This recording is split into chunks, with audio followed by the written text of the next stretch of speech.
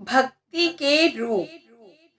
महात्माओं ने प्रभु भक्ति के 9 रूप माने हैं। भले ही अलग अलग महात्माओं द्वारा बताई गई भक्ति के 9 रूप के वर्णन में कुछ विभिन्नता दिखाई देती है, परंतु मूल रूप में सभी महापुरुषों ने इन 9 रूपों द्वारा प्रभु मिलाप के इच्छुक के लिए भक्ति के विभिन्न रूपों का वर्णन बताया है। प्यारी जीवात्मा मनुष्य जन्म बसंत के सुहावने मौसम के समान है। ये अनमोल अवसर बार बार नहीं मिलता, इसको व्यर्थ न गवा। हृदय रूपी धरती में भक्ति का बीज बोकर सत्संग रूपी जल से इसकी सिंचाई कर। बार बार प्रभु का सुमिरन और ध्यान कर। पूर्ण दृढ़ता से इस भक्ति में लग जा। प्रेम और विश्वास के साथ खेत की रक्षा कर।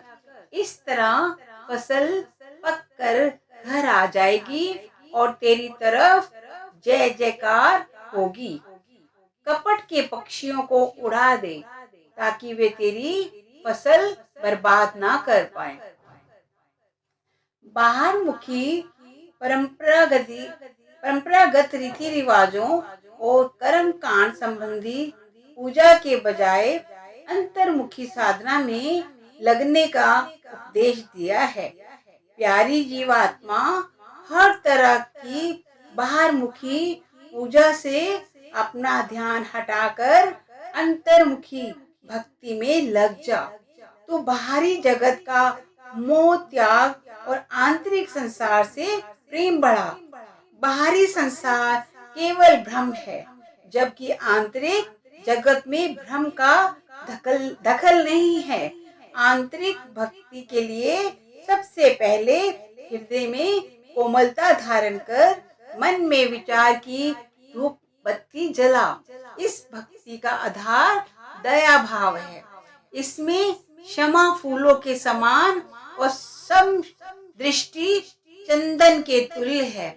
मीठे वचन भगवान को लगाए जाने वाले भोग हैं।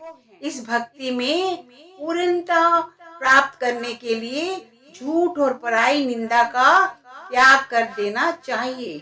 जब साधक अंदर में अनहद शब्द की घंटे के समान गूंज रही धुन में अपनी सूरत को लीन कर देता है, फिर उसे सब में प्रभु का ही प्रकाश दिखाई देने लगता है।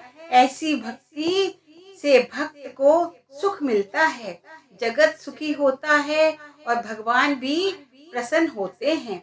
सतगुरु ने समझाया है कि मन, बुद्धि और इंद्रियों को एक सुर करके प्रेम पूर्वक प्रभु के नाम का स्मरण करना चाहिए।